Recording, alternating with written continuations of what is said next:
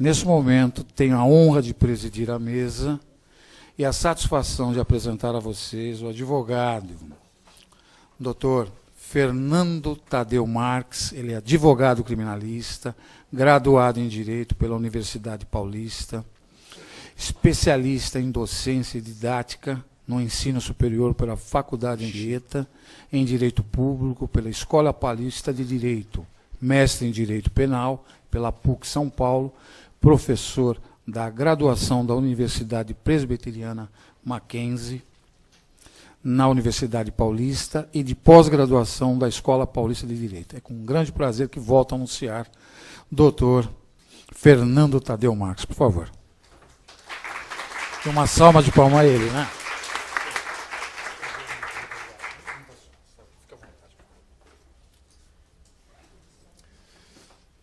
Vamos começar. Hoje o tema é sobre a nova lei que trata do combate ao crime organizado. Então, é um tema de extrema relevância, né? A gente vê que todos os dias está no telejornal alguma coisa relativa a isso. Quando a gente não vê um escândalo envolvendo política, um escândalo envolvendo entes da administração pública, quando não entes da administração pública, grandes organizações, né, criminosas.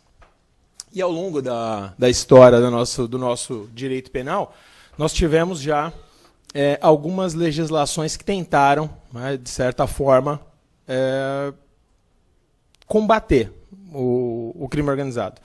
E agora vem, há pouco mais aí de um ano, a lei que trata exatamente desse tema, que é a 12.850, e traz alguns diferenciais, traz algumas coisas. Eu, como sempre um entusiasta no campo do direito penal, eu já destaco que alguns institutos eles são aqueles institutos importados do direito, né, de outros países, e sem muitas vezes ser verificada a realidade brasileira. Tem algumas coisas muito positivas na lei, tem algumas coisas que merecem alguns reparos. Obviamente que eu não tenho a pretensão de exaurir o tema, longe disso, precisaríamos aí de muito tempo para poder exaurir o tema, então eu vou fazer os principais apontamentos e tratar um pouquinho da questão da história do crime organizado no Brasil. Acho que a ideia geral é essa. Tá?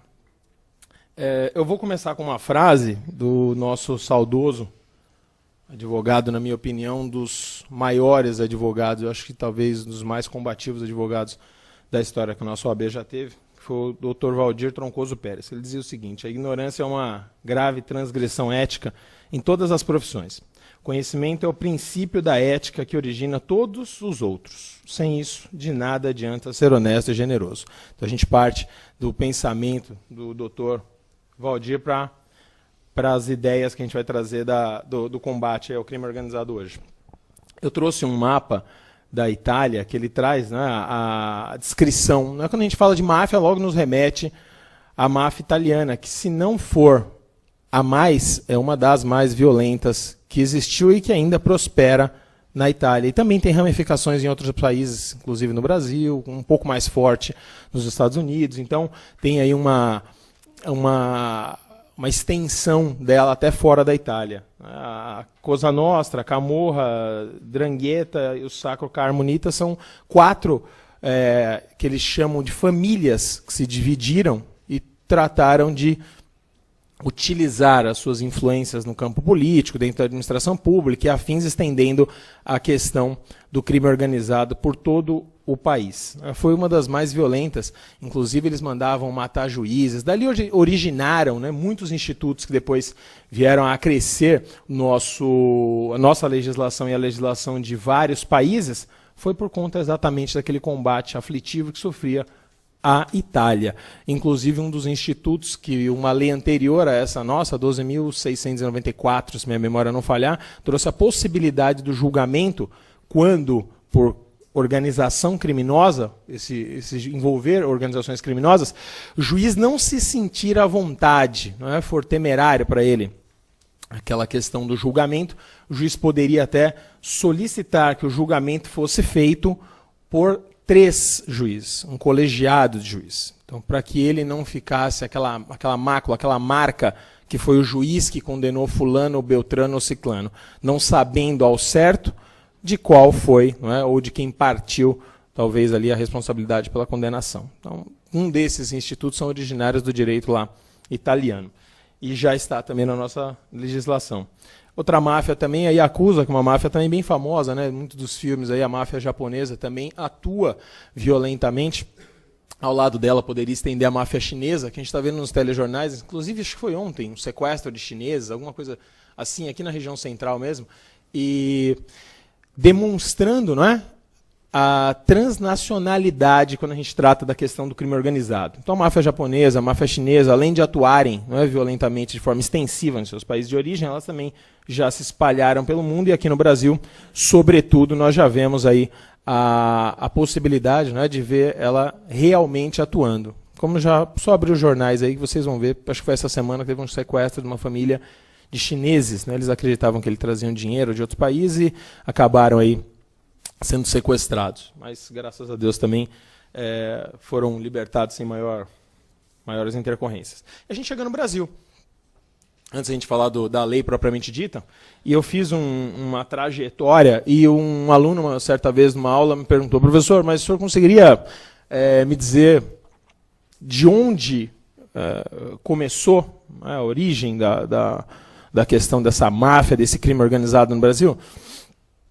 Falar em crime organizado no Brasil, a gente poderia falar desde o descobrimento, né, que já vieram organizadamente para roubar, né, para furtar, para saquear, enfim, é meio relativo. Eu falei assim, mas de forma organizada, em termos de organização criminosa mesmo, que a gente poderia denominar, eu acho que a gente pode fazer aí, ó, de 1984 para frente. Mas o maior erro, e eu não coloquei aqui, aconteceu na década, acho que de 70, quando eles começaram a misturar presos políticos, meados da ditadura, talvez um pouco antes, os presos políticos eram misturados com presos comuns. Até então os presos comuns não tinham uma certa organização. Os presos comuns não tinham esse viés organizado que existe, não é? Que passou a existir da década de 80 talvez para frente.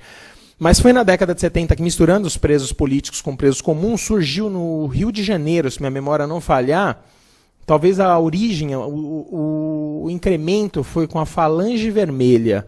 Talvez muitos não devam nem lembrar do nome, porque isso é muito antigo, né? A Falange Vermelha saiu dessa junção de presos comuns com presos políticos que ajudaram nessa organização. Então, dali é quem eu talvez dissesse que começou de fato. Mas em 84 a gente tem as marcas, né? Tem algumas facções que chama Serpente Negras, que foi em 84, que deu um boom, né, nos presídios. O primeiro comando da capital originou-se, ou pelo menos começaram a falar efetivamente nele em 93.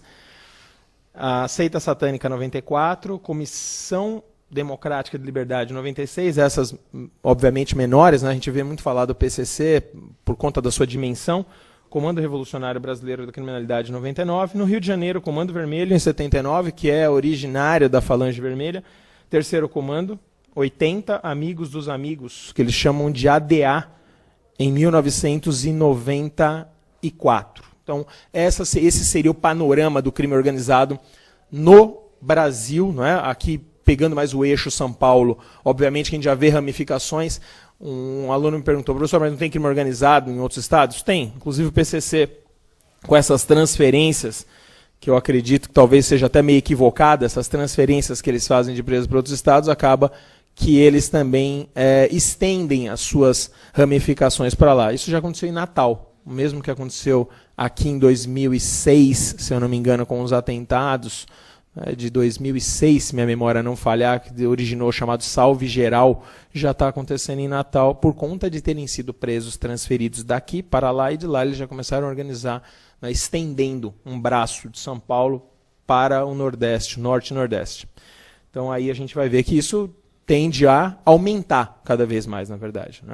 Dificilmente a gente vai conseguir controlar, o ente público vai conseguir controlar isso. Coloquei aqui também um ponto que os livros vão trazer, a maioria dos livros, que é uma tríplice conceituação sociológica, né, que traz lá do Luiz de Ferraioli, que ele coloca em 3 pontos para a gente falar de criminalidade organizada antes de falar da lei propriamente dita, que é a criminalidade organizada por estrutura dos poderes criminais privados. Então aqui a gente pode colocar os grupos, né, como o PCC, nesse movimento que se originam nos presídios, nas ruas, e daí para frente começam a diversificar as suas atividades com tráfico de drogas, roubos, sequestros e afins. Então essa seria, para o Luiz Ferraioli, um dos pontos, né, dessa criminalidade organizada. O outro seria essa mesma organizada por poderes econômicos privados.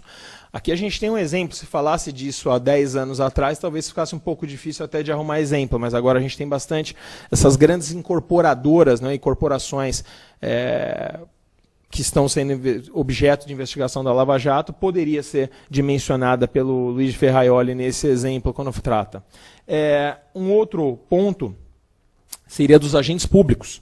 A gente poderia falar do mensalão, né, do outro lado, que é a criminalidade originada dentro do poder público. Então, ou por entes, ou por funcionários, agentes públicos, quer sejam eles concursados, ou eleitos pelo voto, no caso, os nossos políticos. Aqui eu deixo uma breve evolução, na verdade, quando a gente trata da questão do crime organizado no Brasil, das leis, na verdade. A gente tem aí 1995, foi a primeira lei que efetivamente tratou de crime organizado. Mas qual era a maior crítica a essa lei? Que depois dela veio um desdobramento de outras leis que acabaram culminando na nossa principal, que é a 12.850. Se você pegar essa lei 9.034, você vai perceber que uma das maiores críticas feitas pelos estudiosos, advogados, promotores, juízes, é que ela não definia crime organizado. Então, primando pela questão da legalidade, aquela questão do estrito escrito que está na lei, não dava para dizer, né, trazer o rigor que a lei trazia, só que, como eu vou dizer, quem é crime organizado? Ele não definia crime organizado, que acabou essa lei não caindo em desuso, mas muito pouco utilizada, por força de não ter essa nomenclatura, e isso faria toda a diferença, porque a gente precisa da taxatividade, eu preciso dizer, para enquadrar aqui, eu preciso ter no texto legal exatamente, não é, a dimensão que se estende para a realidade. E não tinha, essa lei foi muito criticada. Depois veio a lei 10.217 em 2001, agora, recentemente, em 2012, essa lei 12.694, que eu disse que trouxe a questão, a possibilidade até do juízo, né, colegiado na primeira instância, quando se tratar de crime organizado, foi essa lei que trouxe, e a nossa lei, que a gente passa a debater e apontar os principais pontos aqui, que é a lei 12.850 de 2013. Tá? Não que ela não merecesse, né, alguns reparos, mas para a nossa realidade ela já se adequa, pelo menos, ela já se adequa para a nossa realidade, a gente conseguir tratar alguns institutos aqui como devem com a nova edição. Essa lei, eu apontei aqui, né, destaquei, né, que a própria lei vai dizer lá, do que ela trata essa lei? Primeiramente, crime organizado. Na sequência, ele dispõe sobre as investigações do crime organizado, que tem algumas peculiaridades. Provas, né, as provas... As infrações penais que são alteradas, algumas, inclusive dentro da lei, e reflexos que vão ser trazidos para o nosso Código Penal, e o procedimento criminal. Então, dentre esses pontos, alguns eu vou levantar aqui, como a gente poderia dizer, né, ou começar falando do próprio conceito, depois a gente fala um pouco dos crimes, e depois a gente fala de algumas peculiaridades que a lei trouxe, que são 2 pontos, eu acho que muito relevantes da lei, e que estão na ordem do dia. Se você pegar hoje em qualquer telejornal, quando trata da Operação Lava Jato, qual é a palavra que te vem à cabeça? Primeira palavra que vem à cabeça. Não vai falar sem vergonhice com dinheiro público. Né? Se fora isso. Corrupção, delação, não é isso? Premiada, ou também trazido pela lei como a chamada colaboração. Né? Traz uma certa colaboração. É um instituto aí muito criticado por uns, elogiado por outros, a gente traz também para o debate. Lembrando que eu, depois da exposição, vou procurar não me estender muito para que no final a gente possa ter a participação de vocês, a gente ter uma troca, né, de informações e experiência aqui. Eu costumo dizer que não existe uma aula ou uma palestra que o professor não entre, ou aquele que vai colaborar, seja ele aluno, assistente ou professor, e ele não aprenda alguma coisa. E eu sempre aprendo algo com vocês, pode ter a mais absoluta certeza. Acredito que aprendo mais do que ensino. Então vamos dar uma olhada, né? A primeira coisa que a gente tem que olhar aí é a questão da definição. E o artigo 1º, no parágrafo 1º, ele traz lá alguns elementos. Na nova lei, ela trouxe a definição do crime organizado. E o que ela traz como definição de crime organizado? O que eu preciso ter para poder enquadrar como crime organizado e a ela aplicar o rigor que a nova lei acentua, né? Esse seria o primeiro ponto. Em primeiro lugar, 4 pessoas ou mais. 4 pessoas ou mais. Nós tínhamos um conceito, eu acredito que muito próximo desse que a gente tem aqui agora, que estava nessa lei anterior, na 12.694. E lá ele falava 3. Aqui ele já ampliou. Ele falou, para ter organização criminosa eu preciso ter, no mínimo, 4 pessoas. Se não tiver 4 pessoas, eu não consigo enquadrar no crime de organização criminosa. Isso não dá. Então tem que ter no mínimo 4 pessoas. Tá? O que nos remete aí à necessidade, então, de mais pessoas para que se enquadrem nesse delito. Estrutura ordenada com tarefas divididas. Aqui um pouquinho à frente eu vou falar do artigo 288, que foi alterado também por essas legislações, pela anterior e por essa que chega agora. Agora, eu acho que um ponto importante aqui seria a gente destacar a diferença entre, né, para que não se confunda efetivamente, o que é um concurso de pessoas, o que seria o crime de associação criminosa, que foi substituído, não é, o nome era conhecido por todos nós por quadrilha ou bando, e a associação criminosa está lá no artigo 288 do nosso Código Penal. E aqui o artigo 1º, parágrafo 1º, que traz o crime de organização criminosa. Então, se você fosse brevemente olhar e falar, professor, para eu olhar e falar assim, aqui tem alguma coisa para eu destacar, de concurso de pessoas. Concurso de pessoas eu não preciso mais do que 2 pessoas, tendo 2 pessoas, que praticam voluntariamente o delito, querendo o mesmo fim, sabendo uma da outra, colaborando um com o outro. Isso já configuraria o concurso de pessoas, que no nosso Código Penal serviria em determinadas hipóteses como causa de aumento de pena. Por exemplo, no roubo. Se você abrir no artigo 157, parágrafo 2º, inciso 1, vai estar lá dizendo que, inciso 1 ou 2, vai estar dizendo que o concurso de pessoas aumenta a pena. De 1/3 à metade. Então, é uma possibilidade. Quando você fala da associação criminosa, que era a antiga quadrilha ou bando, eu preciso ter algo a mais. Primeiro, eu preciso ter hoje 3 ou mais pessoas. Então, 3 pessoas já dá para ter associação criminosa, lá do 288. Eu preciso que, para não se confundir com concurso de pessoas, que essa associação entre elas, e o termo associação traz um pouco mais, não é, de informação, da ideia de uma estabilidade, existindo estabilidade para cometer crimes, não um só, mas com a intenção de cometer mais de um crime. Se eles combinaram de cometer um crime e nunca mais se encontrarem, não dá para falar em associação criminosa, tampouco em organização criminosa. E para falar em organização criminosa, a gente tem que ir além. Né? Chegando aqui ao número de 4 pessoas, além de ter essa questão da organização, a gente precisa ter uma estrutura, guarde essa palavra. Para ter organização criminosa, tem que ficar provada uma estrutura organizada, hierarquizada de poderes. Então, eu tenho dentro, é muito comum quando a gente vê em procedimentos da polícia, seja da Polícia Civil ou da Polícia Federal, ou do Ministério Público, os organogramas. Lembram disso? Aquelas estruturas dizendo quem é o chefe, quem cuida da parte financeira, quem é operacional. Isso vai demonstrar que ali existe hierarquia, organização. Então, essa estrutura organizacional, para que haja organização criminosa, ela tem que estar presente. Ela tem que necessariamente estar presente essa estrutura. Se isso não tiver, a gente não pode falar em crime organizado. A gente pode falar em associação criminosa. 288, mais um crime, mas em crime organizado, não, até porque os benefícios e rigores da lei serão diferentes dos crimes comuns. Tá? Como a delação, a colaboração premiada que a gente tem hoje, para crime organizado é diferente do que para um crime comum. Ah, professor, o delator num crime que não é de organização criminosa tem benefícios? Tem, mas no máximo de redução de pena. No máximo. Se for a colaboração premiada, se for uma delação em crimes que envolvam organização criminosa, ele pode até ficar isento de pena, que a gente vai ver no final. Até isento de pena ele pode ficar. Pode ter sua pena reduzida, mudado o regime, o que os outros procedimentos, nos outros crimes, a gente não vai ver. Então é muito forte, né? Tanto para os benefícios, quanto para os malefícios. Objetivo de obter vantagem de qualquer natureza. Então sai daquela esfera do valor econômico puro.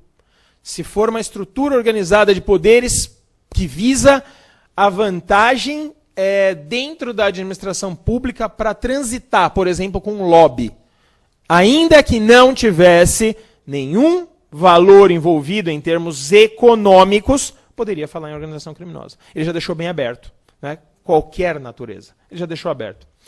E, por fim, crime previsto em tratado. Não, crime, quando a gente falar de crime organizado, não se estende somente. Falar de crime organizado não se estende somente a um ou aquele, ou a todos os crimes. Ele vai delimitar o que pode ser trazido para dentro desse ambiente do crime organizado. Então ele fala lá, para ter crime de organização criminosa, os crimes praticados, né, cometidos, têm que ser crimes previstos em tratados ou convenções que se iniciem no país e o resultado ocorra no estrangeiro, ou vice-versa. Então, crimes transnacionais.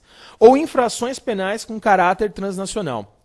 Aqui um ponto, não é, dessas influências. A gente está vendo quanto dinheiro não está fora aí do país, esse vai e vem dessa questão da corrupção que a gente está vendo aí hoje. Então, aqui já daria para encaixar, como está sendo encaixado no Lava Jato. Né?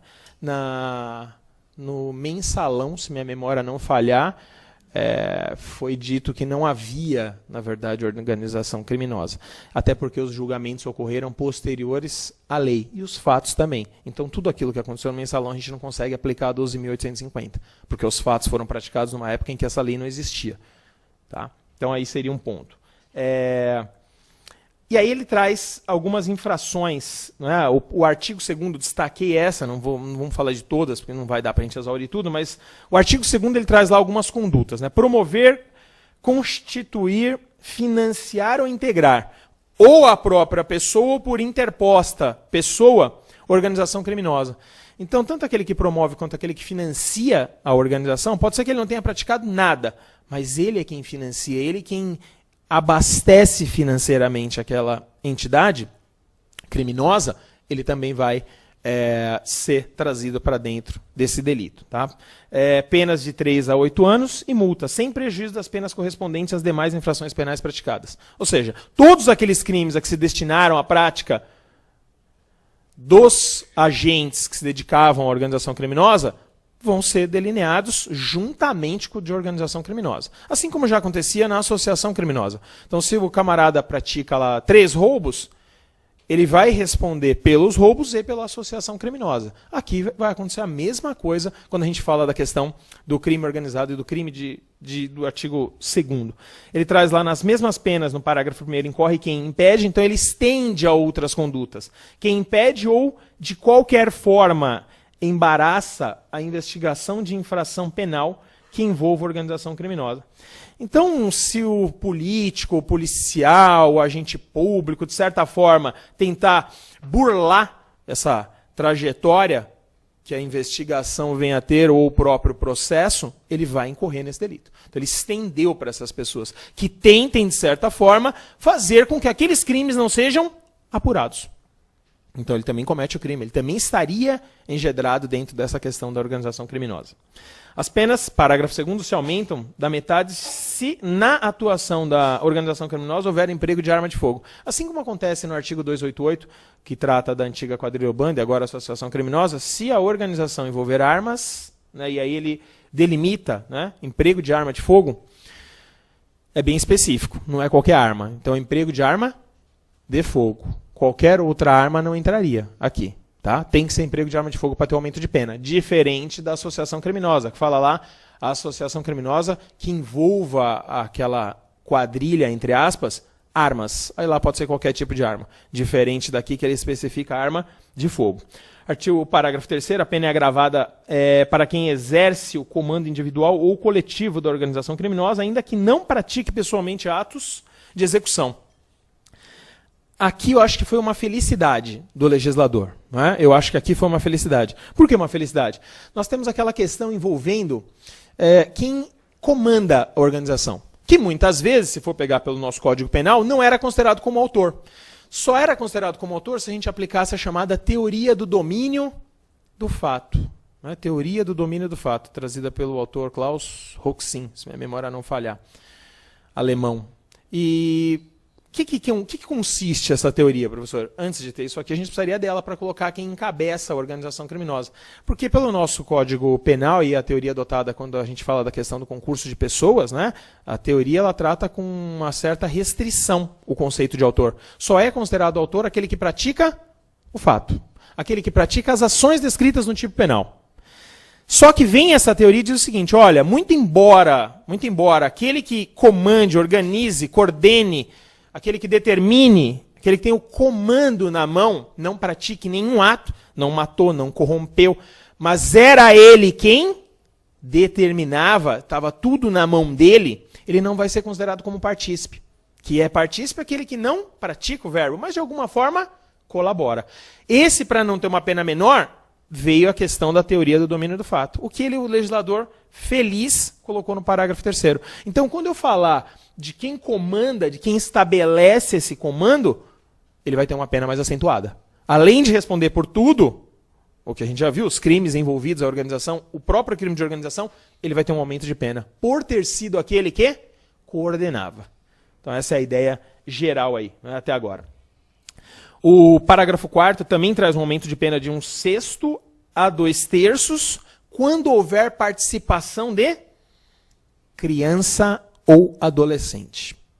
Também tema polêmico, né? Que daria para estender numa outra palestra falando deles, dos adolescentes. Que muitas vezes, famigeradamente, são utilizados como instrumento. E aqui não é diferente. A legislação falou, olha, se a organização se valer de menores porque sabe que é mais vantajoso, se você pegar um menor de 12 anos de idade, existem, né, praticando atos infracionais, vai acontecer que, se ele for pego praticando qualquer crime em nome da organização, esse menor nem apreendido é. Menor de 12. De 12 até não atingindo os 18 anos, ele pode ser apreendido, mas não passa um longo período.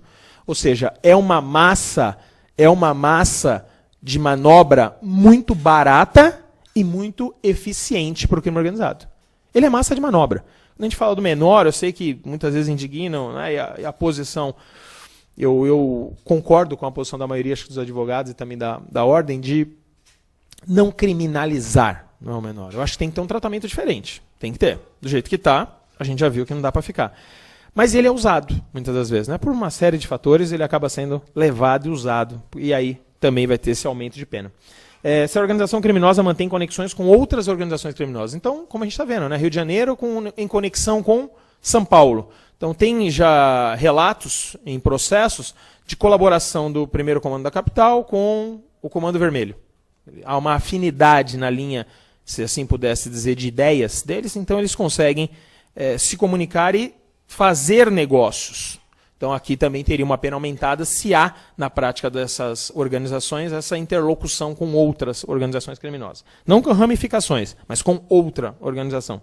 E também quando evidenciarem transnacionalidade de organização, ou seja, a gente tenha núcleos de organização, núcleos que colaboram em países distintos. E isso já foi flagrado em alguns processos, inclusive alguns que a gente conseguiu ter acesso, de organizações criminosas argentinas com colaboração brasileira. Tanto que tiveram um roubo de um banco, em pouco tempo depois que nós tivemos o maior roubo, né, acho que da história, foi do Banco de Fortaleza, Banco Central, aconteceu na Argentina, muito parecido com o procedimento. Né? E aí buscaram, entender se havia uma colaboração e me parece que chegaram à conclusão que sim, que haveria uma colaboração entre as organizações daqui e as de lá também. Parágrafo 5º também, indícios, né, se houver indícios suficientes que o funcionário público integra a organização criminosa, poderá o juiz determinar o seu afastamento cautelar do cargo, emprego ou função sem prejuízo de remuneração. Aqui eu acho que foi justo, pelo princípio, né, da questão da presunção de inocência. Mas o funcionário público está envolvido. Primeira coisa que vai acontecer é ser estampado no jornal, né, ou na revista Veja. Por que não corta já o salário dele? Calma.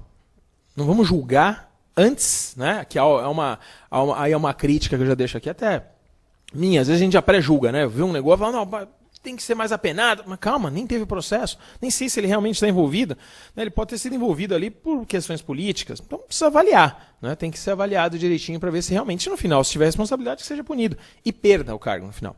Mas durante a instrução ele é afastado para que seja preservado, né, a investigação, a materialidade, para que não haja ali, de certa forma, a possibilidade de mexer nesses dados e afins, como a gente está vendo agora.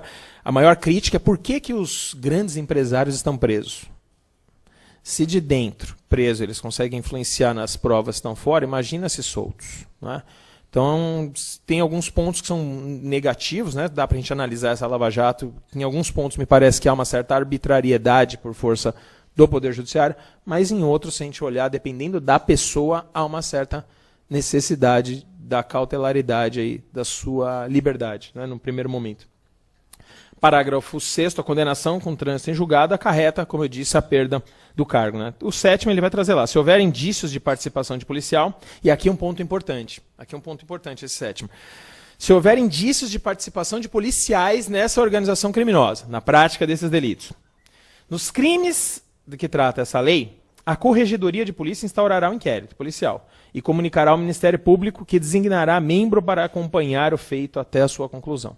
Então não é qualquer delegacia. Quem vai acompanhar todo o procedimento vai ser da Corregedoria, que vai acompanhar esse procedimento do começo até o final. E é designado especificamente um promotor de justiça, né, para tomar conta daquilo. Vai acompanhar do começo até o final. Até na questão do custos legis. Não que ele vai interferir, mas para avaliar todo o procedimento. Né, para o final, se ele vai oferecer denúncia ou não. Ele vai acompanhar esse procedimento, e é o que traz aí o parágrafo 7º. É importante esse parágrafo 7º. Aqui um ponto que eu acho que é importante, a gente adiantou um pouquinho, mas acho que é bom a gente trazer aí a mudança. Derrogou o 288. Né? Houve uma alteração no 288 com essa lei. Alterou o nome de quadrilha ou bando, que era algo que já não fazia distinção, segundo a doutrina, qualquer doutrinador que você lesse, ele já não faria mais distinção entre quadrilha ou bando. Dizia-se no passado que quadrilha era mais organizada, atuava nas metrópoles, e o bando seria aquela ideia de periférico, menos organizado, mas isso já caiu por terra, né? E tanto foi retirado e passou a chamar de associação criminosa. Diminuiu a necessidade de um membro. A redação do artigo, se minha memória não falhar, trazia mais de 3 pessoas. Hoje ele traz 3 ou mais, então não precisa ter 4. 3 pessoas já dá associação criminosa, já preenche o primeiro requisito, se não o mais importante, que é a questão da quantidade de pessoas.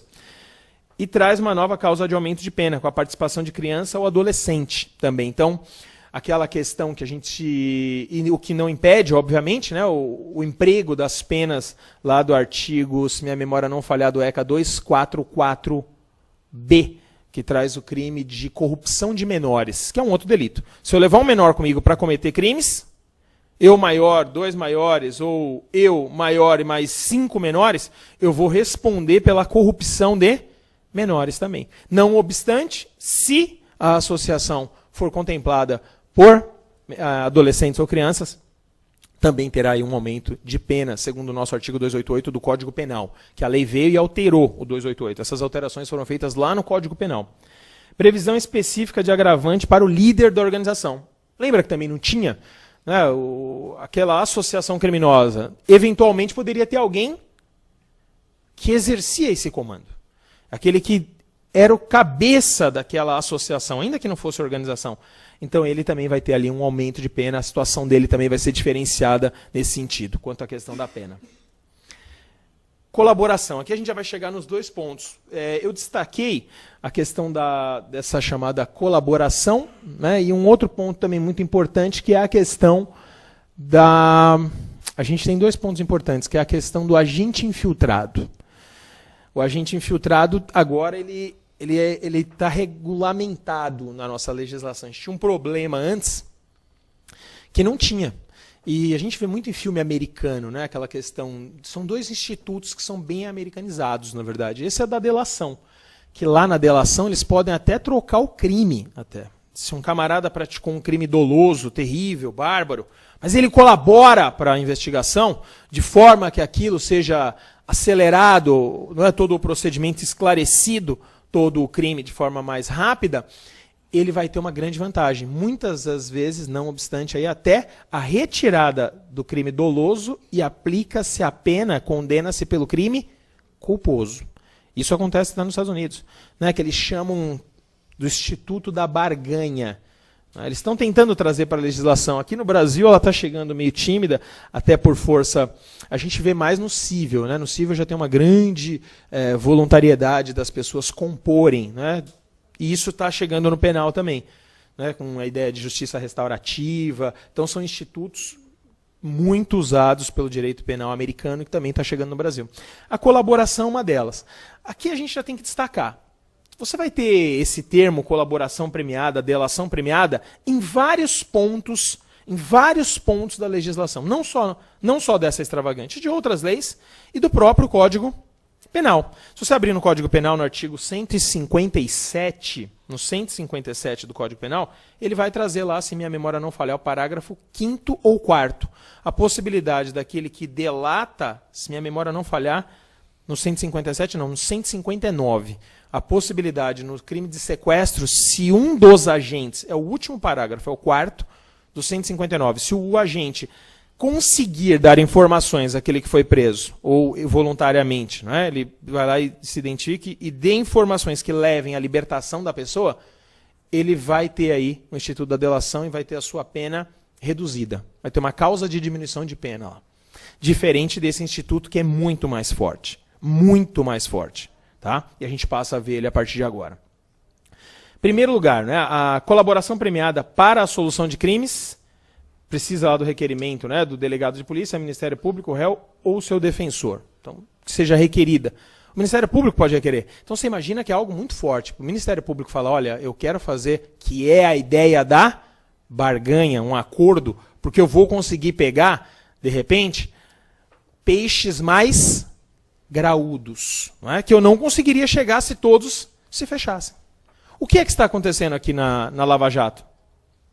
Será que conseguiríamos chegar aonde estamos chegando se essas pessoas não estivessem colaborando? Esse é um ponto. Esse é um ponto. Se elas estão mentindo, se elas estão se valendo de inverdades para ter suas penas reduzidas, é outra questão. Mas conseguiríamos chegar aonde estamos chegando? E eu digo mais. Como defensor, né? Essas provas não serão somente passíveis de condenação se for só a delação. Tem que ser a delação, obviamente, né, acumulada com mais elementos. Não se condena só na palavra de um criminoso, que seria até um contrassenso, né?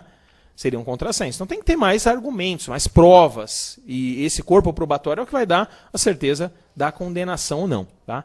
Então o juiz decidirá discricionariamente, podendo conceder. Então é do juiz. Quem determina o que pode e a extensão é o juiz. É levado pelo Ministério Público, é levado pelo defensor. Então, um advogado devidamente constituído chega lá e diga, olha, meu cliente quer falar. E em troca disso ele quer benefício. Em troca disso ele quer um benefício. Dentro dos parâmetros trazidos pela lei, quem decidirá a extensão desse benefício é o magistrado. É ele quem decidirá. A lei já vem colocando essa incumbência em suas mãos. É dele essa responsabilidade. E o que ele pode decidir? Lembra que eu falei lá da questão do crime de sequestro, extorsão mediante sequestro? Lá só redução de pena. Só uma redução de pena. Que se minha memória não falhar, vai até a metade, de 1/3 à metade, se minha memória não falhar. Aqui ele vai muito além disso. Ele traz lá, né, primeiro, a menor diminuição. Vamos olhar de trás para frente. O menor benefício, diminuir a pena 2/3. Então, 2/3 de diminuição é um benefício. Outro benefício, substituir por penas restritivas de direito. Então, afasto a privação da liberdade e vou punir você que delatou, que me trouxe informações suficientes, se eu, juiz, entender que foram o suficiente, colaboraram de forma acentuada, eu posso diminuir a sua pena, eu posso trocar a sua pena ou um maior dos benefícios trazidos pela lei, o perdão judicial. Então o juiz pode ter o poder de perdoar. Se as informações trazidas pelo delator for tão importantes e contundentes, aliados, obviamente, ao conjunto probatório. Que a extensão seja de tamanho benefício para a sociedade, o juiz pode afastar, né, perdoar, trazer aí então o instituto do perdão judicial, que é uma causa extintiva de punibilidade, conforme lá o artigo 107 do nosso Código Penal, no seu inciso, se minha memória não me trair, 9. Certo? Então é um benefício muito grande para ele. Só que levando em consideração, e ele enumera algumas coisas, né? Primeiro, personalidade do colaborador. Então o juiz vai ter que analisar, o que eu acho um pouco contraditório, porque eu não sei se o juiz tem essa capacidade. Porque acho que só quem tem possibilidade de analisar a personalidade de alguém, se minha memória não falhar, são psicólogos e psiquiatras, profissionais da área da saúde, dessa área. Então já disse que ele vai avaliar, tudo bem. Então ele vai olhar a personalidade desse cidadão. Natureza do crime. Então ele vai olhar que tipo de crime que é. Como nós vimos aí no mensalão, né, são crimes que atingem, às vezes a gente fala de crimes, e traz aquela ideia do crime de sangue, né? Aquele crime onde a pessoa sofre, você fala de sequestro, você fala de crimes dessa ordem, traz uma dramatização maior. Mas eu pergunto, os prejuízos e a extensão que esses crimes de corrupção trazem não são muito maiores do que esses? Ou não? Quanto poderia ter sido investido, lastreado nesse dinheiro que é desviado, que é corrompido, que é...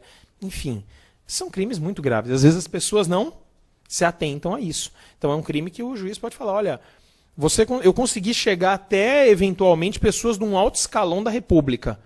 Então, lastreado, obviamente, num conjunto probatório coeso, forte, esse cara que trouxe as informações, eu vou perdoá-lo. Eu não aplico pena a ele. Muito embora, né, ao final do processo, ele seja ali, até o final, ele vai estar respondendo, no final o juiz vai lá e aplica o perdão judicial, isentando ele de cumprimento efetivo de qualquer que fosse a espécie de pena aplicada. Circunstâncias do crime. Em que circunstâncias foram praticado esse crime? Então isso vai ter que ser observado. Gravidade do crime e repercussão social do crime. Olha a repercussão social do mensalão, repercussão social dessa Lava Jato, né, desse outro escândalo de corrupção e de outros tantos que ainda estão por ser investigados. E, por fim, a eficácia da colaboração. Isso é o mais importante. Não adianta nada ele chegar ali, falar e aquilo não ser provado efetivamente. Não ser lastreado em um conjunto probatório que possa dar segurança para a condenação. Até porque a gente tem que lembrar, a condenação tem que trazer essa solidez. O juiz tem que ter certeza para condenar. Em caso de dúvida, deve-se absolver. Por isso que ele não pode condenar somente lastreado na delação. Não pode. Tem que ter outras provas agregadas a ela. Tá? A eficácia da colaboração, e aí a gente entra um pouco mais nesse ponto, deve ser analisado os seguintes requisitos, segundo a lei, que não precisam ser cumulativos. Tá? A identificação dos demais coautores e partícipes, então isso é importante. Tá? Para falar em eficácia, olha, ele falou, esclareceu o crime, mas não consegui identificar ninguém. Adiantou a colaboração dele? Não. Então isso vai ser aí intitulado. A revelação da estrutura hierárquica e a divisão de tarefas da organização criminosa. Lembra aquele organograma que a gente falou? Logo no comecinho da questão do organograma? Ele tem que descrever. Ele tem que dizer, olha, fulano era quem gerenciava a parte operacional. Beltrano era o responsável pelas finanças. Ele tem, isso é essencial.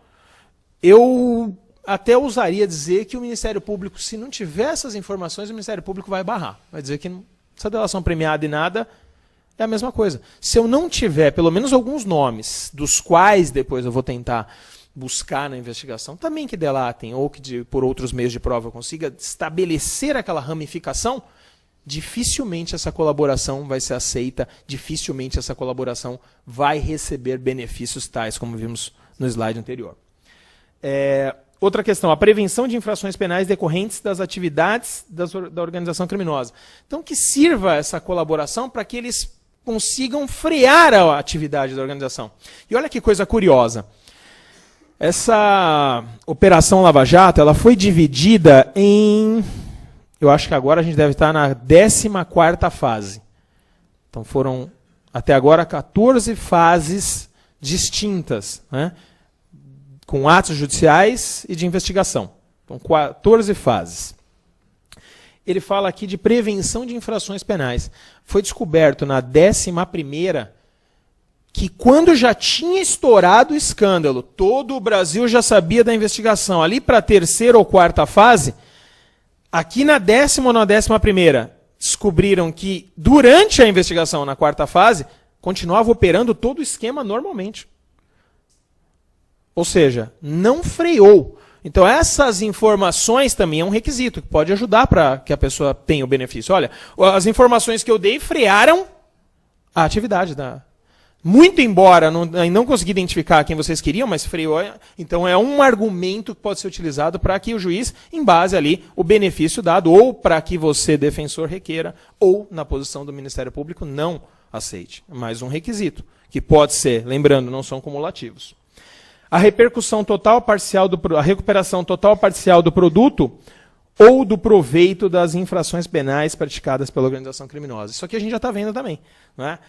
Se minha memória não falhar, acho que um dos delatores, Pedro Barusco, talvez, ele falou, né, das informações que ele deu, foram bem contundentes, colaboraram, não é, de certa forma, mas mais importante do que isso, senhoras e senhores, ele devolveu 154 milhões de reais. Ele, só ele, não estou falando que ele ajudou a recuperar. Ele falou, olha, a hora que assinarem um acordo, depois que ele já colaborou, dizendo como funcionava, quem era quem, né, já trazendo bastante informação, ele falou, olha, eu trago, da minha conta, eu vou devolver 154 milhões. Fizeram acordo. 2 dias depois ele deu a senha, o banco, conta, falou, pode transferir. Tinha lá 154 milhões na Suíça. Eu fico pensando, quando um agente público, né, e ele, na condição de diretor, se minha memória não falhar, da Petrobras, devolveu 154 milhões, quanto será que ainda não está guardado?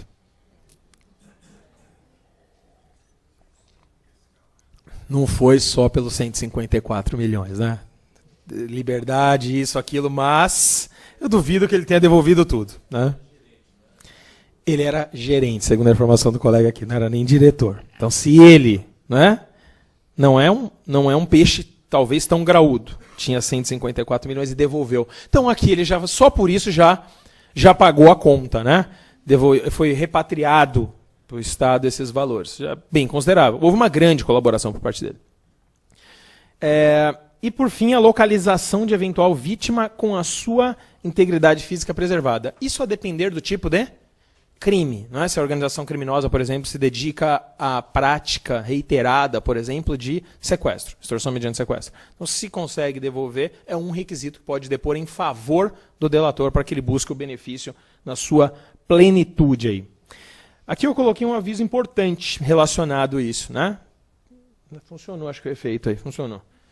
O Ministério Público poderá deixar de oferecer denúncia. Então, olha, fase de investigação, né? Está acontecendo, o Ministério Público nem oferece. O que a gente está vendo aqui dessas fases coordenadas, muitas delas foram feitas na fase policial. A gente está vendo os desdobramentos de algumas condenações. Mas o Ministério Público não ofereceu ainda. Está lá colhendo provas, a Polícia Federal, a Polícia Civil, colhendo provas. Fala, olha, pode o Ministério Público deixar de oferecer a denúncia se o colaborador não for líder. Então, já é um requisito. Fora aqueles que a gente veio trazendo até agora da delação, dessa colaboração, se ele não é líder, ele já tem a possibilidade de nem denunciar do selo. Ou seja, nem responder criminalmente. Passou ali como indiciado até pelo procedimento policial, mas não ser posto, né, na posição de réu no processo. Se for o primeiro a prestar a colaboração com sucesso, alternativo em um dos requisitos. Aqui eu tenho um ponto, né? Isso aqui é até curioso. Eu coloquei esse símbolozinho da corrida ali, porque eu fico imaginando, né?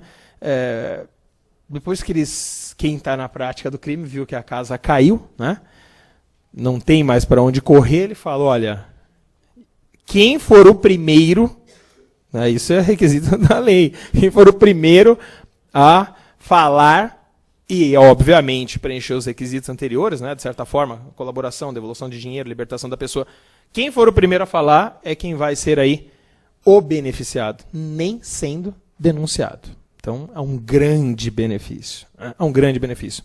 E um aluno, numa outra ocasião, comentando essa questão numa aula que tratava do artigo 288, falou para mim, professor, mas então é muita vantagem?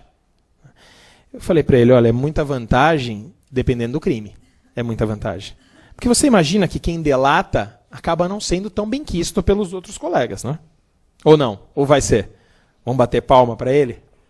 Não, esse cara é sensacional. Foi ele que me entregou, estou preso por causa dele. O pessoal vai gostar disso? Eu acho que não, né? Eu acredito que não. E a gente tem um problema. Até de um caso que eu visualizei aí, um dos processos que a gente vai avaliando, e o cidadão tinha delatado. E não foi na época agora do crime organizado. Da delação, aquela delação lá do 159, menos benefício, só traz a redução da pena. E o camarada entregou todo mundo. Né? Todo mundo. Deu certinho, colocou a maçã na boca de cada um e falou, tá aqui. Só pôr no forno. Maravilha, foi beneficiado, teve a maior redução. Só que a gente não está falando de crimes dessa ordem, que eu também acho já perigoso para essas pessoas que delataram dessa forma. Né? Eles depois não vão ter uma vida tão tranquila, creio eu. Né? Mas a gente está lá, as cifras que a gente está falando. O que custaria depois mandar matar essa pessoa, ou um ente dela?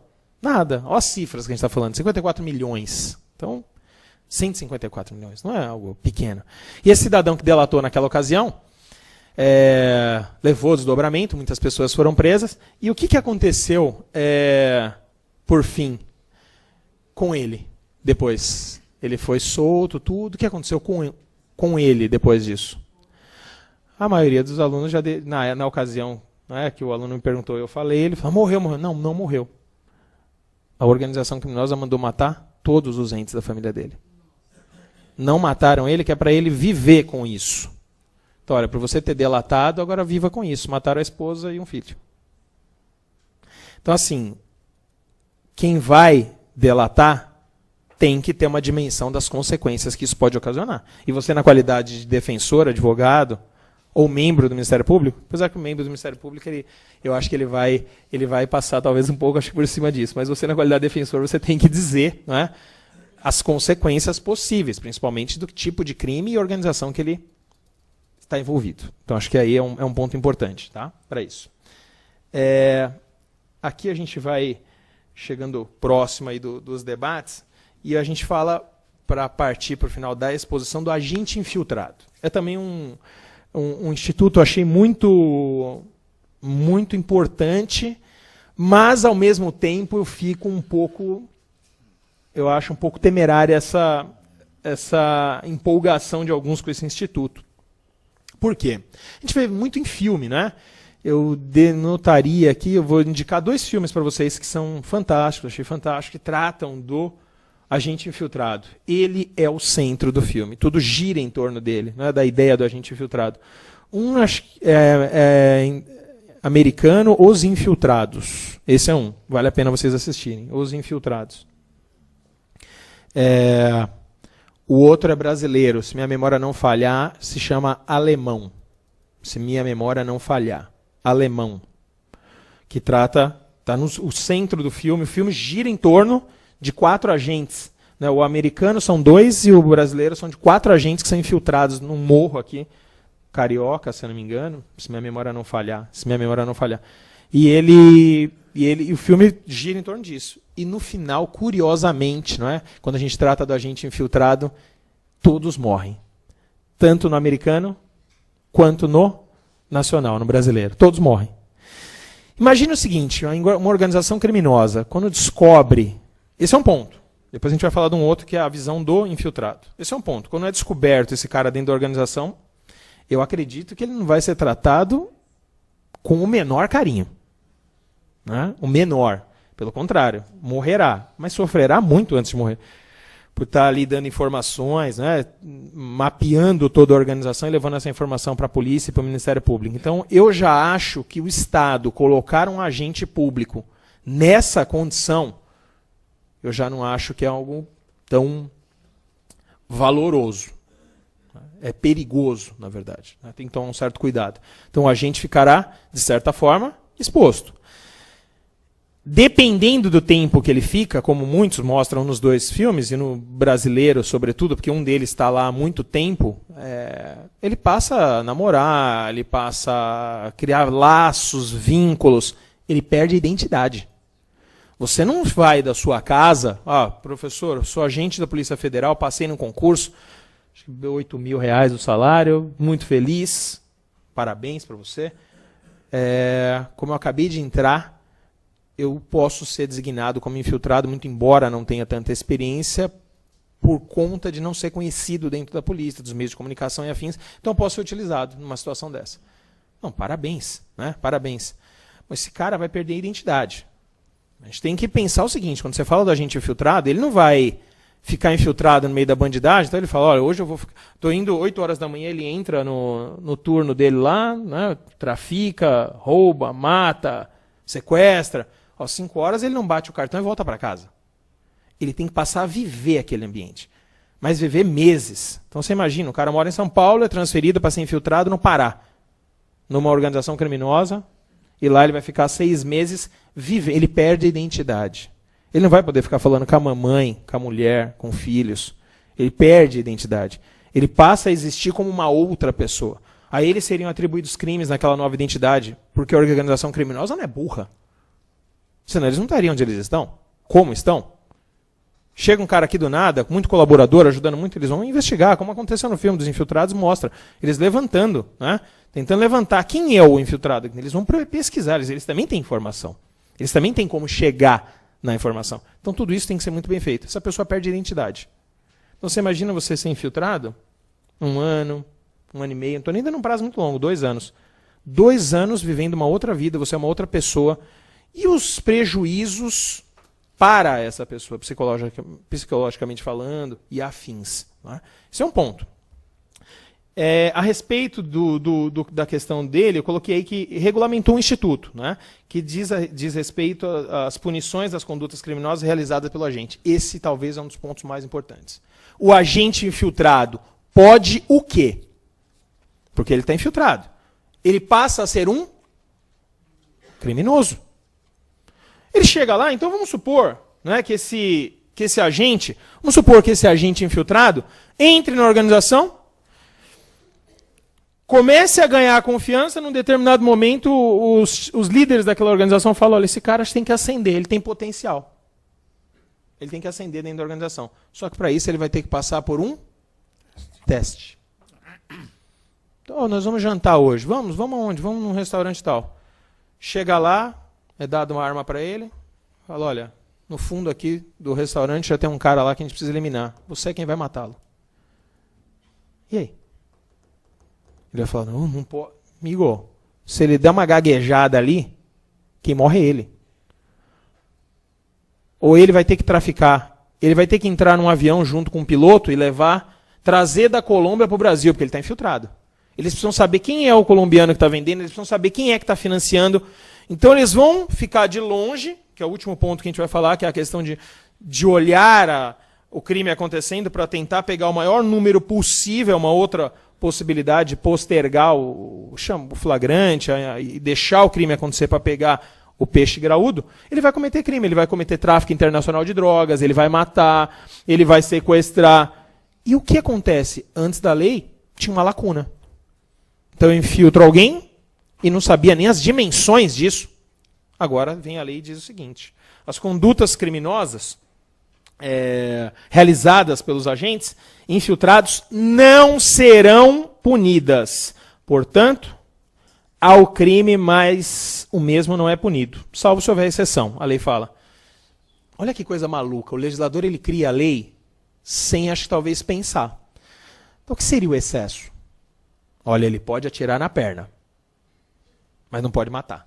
Então, como assim? Então, a lei primeiro fala, olha, ele não será punido pelos crimes praticados enquanto agente infiltrado. Então, aquele tráfico internacional que ele praticou, aquela corrupção, há funcionários públicos corrompendo funcionário público, não responde. Os menores que ele angariou, ou trabalhou com menores, não responde pela corrupção. Então, todos os crimes, a princípio, não haverá punição. Só faltava ainda o cara ser punido, né? Acho que é o mínimo, né? Mas aí a gente está dizendo o seguinte, então. Então eu estou dando uma licença para ele cometer crimes. Uma licença para matar, por exemplo. Olha que coisa maluca. O legislador faz a lei, mas talvez não tenha noção da extensão de que isso pode ocasionar, trazer. É um ponto. É um ponto a ser discutido. É um ponto. A infiltração é cabível apenas se for imprescindível para as investigações. Ou seja, nós temos muitos outros meios de angariar provas. A gente tem a delação, tem lá os testemunhos, tem lá a famigerada interceptação telefônica, ambiental, dados também, antes de infiltrar alguém. Então a infiltração seria o último recurso. A infiltração seria o último recurso. Fala assim, olha, não estamos conseguindo chegar. Não dá. Então tem que infiltrar alguém para que a gente possa trazer informações necessárias, suficientes para que possa chegar a desmantelar essa organização criminosa. Então o agente infiltrado seria posto nessa situação. Possível apenas nos crimes perpetrados por organização criminosa. Então, se não houver sequer indícios de que ali há uma organização criminosa, ou que o desdobramento da investigação não se dê por organização criminosa, não posso falar em agente infiltrado. Não posso falar em agente infiltrado. Então, muito embora haja uma associação criminosa num tráfico em um determinado local, não poderia ser utilizado agente infiltrado, a não ser que seja delineado traços de organização criminosa. Suspeita de que ali haja uma organização criminosa. E aí poderia, sim, haver a possibilidade do agente infiltrado. Mas, reitero, muito complicado de você delinear isso, né, e expor essa pessoa. A infiltração do agente apenas com decisão judicial. Tá? Judicial. E aí eu coloquei algumas outras informações que será sigilosa, obviamente, né? E precederá de manifestação técnica do delegado quando no curso da investigação policial. Ou, se representada por este, o juiz mandará ouvir, né, o MP. Então, só será infiltrado alguém com autorização judicial. Porém, será sigilosa. Também, isso não tem sentido, né? Se não fosse assim, se vazar essa informação, esse cara está lascado. É isso que está, esse cara, lascado. Então tem que ser, obviamente, vai ser posto, muito provável, apartado dos autos, porque o advogado não pode ter acesso. O advogado daquelas pessoas investigadas, supostamente algumas já podem ser identificadas, já está se defendendo ali, né, de certa forma, acompanhando o inquérito. Ele vai falar, ó, tem agente infiltrado. Vai ser mais fácil deles descobrirem quem é. Então isso fica à parte. Ninguém vai ter essa informação a não ser essas três pessoas. Delegado, promotor e juiz. Eles têm essa informação. Somente eles. Tá? Até se vazar essa informação, está em risco a pessoa infiltrada. Prazo de 6 meses, podendo ser prorrogado várias vezes. Tá? Ele pode ser renovado várias vezes. Foi o que eu falei. Então você imagina você perder a sua identidade 6 meses. São 6 meses sem você ser quem você é. Você vai ter que viver uma outra vida, falar com pessoas, conviver com outras pessoas que não fazem parte do seu meio, como se aquilo fosse algo natural para você. Então, eu já acho um pouco também complicado. Tenho uma posição meio contraditória essa questão do agente infiltrado. O infiltrado pode ser, a qualquer tempo, recusar ou cessar a atuação, ter sua identidade alterada e receber as medidas de proteção à testemunha. Isso aqui é a maior papagaiada do mundo. Como eu disse para vocês, muitos institutos são importados do direito americano, por exemplo. Só que lá a gente tem um recurso muito maior. Se o agente infiltrado falar assim, ó, deu para mim, estão se aproximando, ou simplesmente falar, não quero mais. Ou recusar-se, né, falar, não quero. Ele pode ser, depois de passar pelo processo de infiltração, ele pode ter sua identidade alterada, ele vai ser outra pessoa, vai mudar o nome dele. Então, até os 30 anos de idade, você chamava Roberto. Daquele período para frente, vai alterar a sua identidade. Para preservar você. Você vai se chamar Lúcio, vai ser transferido da Costa Norte para a Costa Sul, vai ser dado um novo emprego, você é reinserido no corpo social, seus filhos são inseridos em escola. Você tem um apoio, uma logística, valores, não é? Em termos de dinheiro e recurso, acentuados. E no Brasil? A última vez que eu ouvi sobre essa colaboração, foi dado a quem colaborou, né, o Serviço de Proteção à Testemunha, colocou durante um determinado período, uns 6 meses, um policial que fazia o plantão na casa dessa pessoa, e o que ela recebia? O aluguel. Velho, o aluguel. Então, assim, não mudou a identidade. Se mudar a identidade também, não mudou de estado, está na mesma cidade ou próximo àquela cidade. O Brasil não tem o recurso que o direito americano vai trazer em termos financeiros. Não tem. Então aqui, mas vai mudar, vai reinserir. Isso aqui é extremamente temerário. Tá? Tá na lei, mas a hora que parte para o campo prático, muda bem aí a coisa. E para a gente finalizar e abrir para o debate com vocês, para a gente ouvir também um pouquinho vocês, a questão da ação controlada. Essa ação controlada passa também a fazer parte aí da realidade da legislação. O policial poderá, um instituto trazido lá pelos artigos 8º e 9º, ele traz esse instituto policial poderá retardar, a intervenção do policial poderá ser retardada para que se concretize somente no momento mais eficaz a formação das provas e os elementos de informação. Então, o policial vai ver o crime acontecendo, mas ele nada faz. Vai ali quedar-se inerte, vai ficar só olhando, acompanhando aquilo. Está vendo que o crime está sendo praticado. Outros agentes públicos infiltrados praticando crimes, e aquele outro agente vai ficar só olhando, esperando o melhor momento oportuno para que eles tenham angariado mais informações para que atinjam pessoas dentro daquela organização que talvez não atingissem se pegasse aquela pessoa vendendo aquela droga na esquina. No outro dia tem outra. Você não vende naquela esquina, a esquina vai na outra. E assim vai. Então, essa ação controlada dá a possibilidade do agente público ver qual é o melhor momento para deflagrar aquilo. Então, essa foi trazida, o que a gente pode chamar aí de flagrante postergado, retardado. Já trazia a doutrina essa ideia também. O retardamento deverá ser comunicado ao juiz competente. Por que está sendo retardado? Por que não deflagrou as prisões? Por conta disso, o juiz tem que estar sendo informado. Não é discricionário, ele não pode fazer ao bel prazer o agente público.